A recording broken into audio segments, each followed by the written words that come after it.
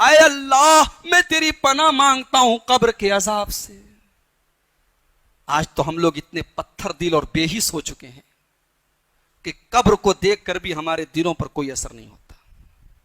قبرستان میں کھڑے ہیں، مردے کو دفنانے کے لیے آئے ہیں، وہاں پر بھی ہنسی مذاق ہو رہا ہے، وہاں پر بھی چٹکلے سنائے جا رہے ہیں، وہاں پر بھی چہرے کے اوپر ذرا سی بھی سنجیدگی نہیں ہے، کسی کے چہرے پر افسوس نہیں ہے۔ میرے پیارے بھائیوں، ہمارے پیارے نبی جناب محمد الرسول اللہ صلی اللہ علیہ وسلم کا حال تو یہ تھا۔ ابن ماجہ کی روایت ہے،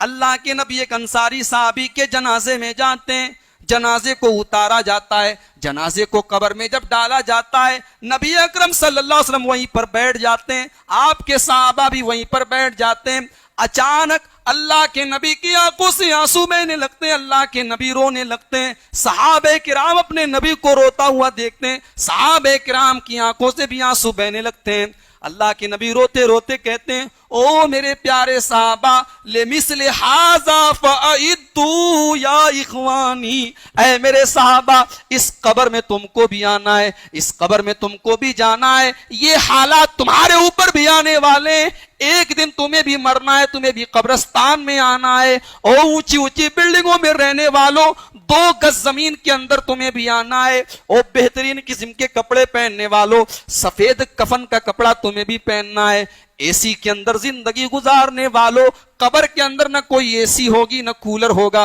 نہ لائٹ کا انتظام ہوگا، نہ پنکھے کا انتظام ہوگا، وہاں سب کو آنا ہے۔ اللہ کے نبی فرماتے ہیں، اے میرے صحابہ اس دن کی تیاری کرو،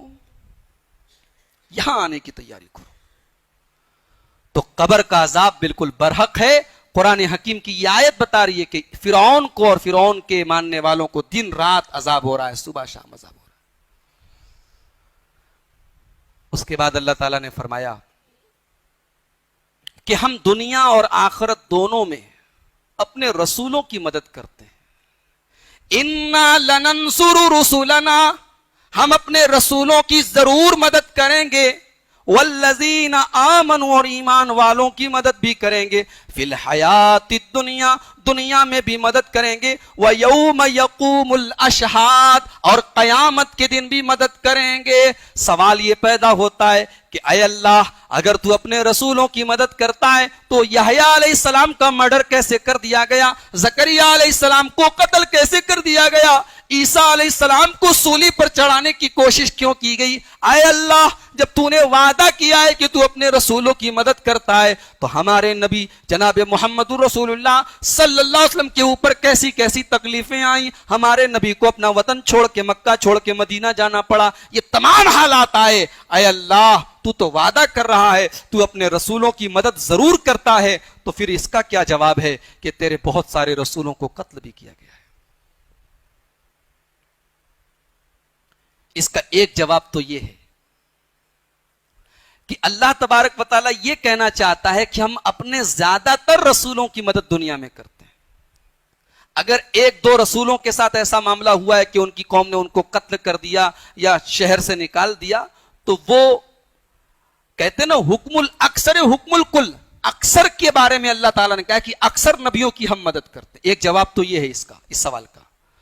اور دوسرا جواب یہ ہے کہ اللہ تبارک و تعالیٰ اپنے رسولوں کی مدد کرتا ہے، یہ الگ بات ہے، کبھی کبھی حکمت اور مصلحت کے تحت اللہ تعالیٰ کے نبیوں کے اوپر بھی پریشانیاں آتی ہیں، ان کی قوم ان کو ستاتی ہے، تکلیف دیتی ہے، مگر آخر میں انجام اللہ تبارک و تعالیٰ کے اوپر ایمان لانے والوں کا ہی بہترین انجام ہوتا ہے اور نافرمانوں کا برا انجام ہوتا ہے۔ آپ دیکھیے یحییٰ علیہ السلام اور حضرت زکریا علیہ السلام کو جن لوگوں نے قتل کیا تھا ان کے اوپر اللہ کا کیسا عذاب آیا، ان کے اوپر اللہ نے ایسی قوم کو مسلط کر دیا کہ اینٹ سے اینٹ بجا دی، ان کی عورتوں کا ریپ کیا، ان کی مسجد کو گرا دیا، ان کے گھر میں داخل ہو گئے، یہ اللہ کا عذاب ان کے اوپر آیا۔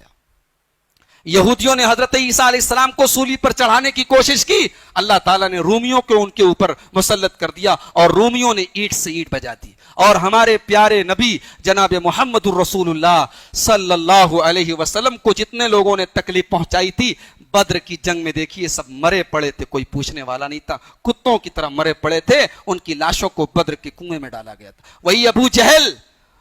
ابو جہل جو میرے نبی کے راستے میں کانٹے بچھایا کرتا تھا, جو گڈھے کھودا کرتا تھا, اس ابو جہل کا انجام یہ ہوتا ہے کہ 10 سال کے 2 بچے مل کے اس کو مارتے ہیں.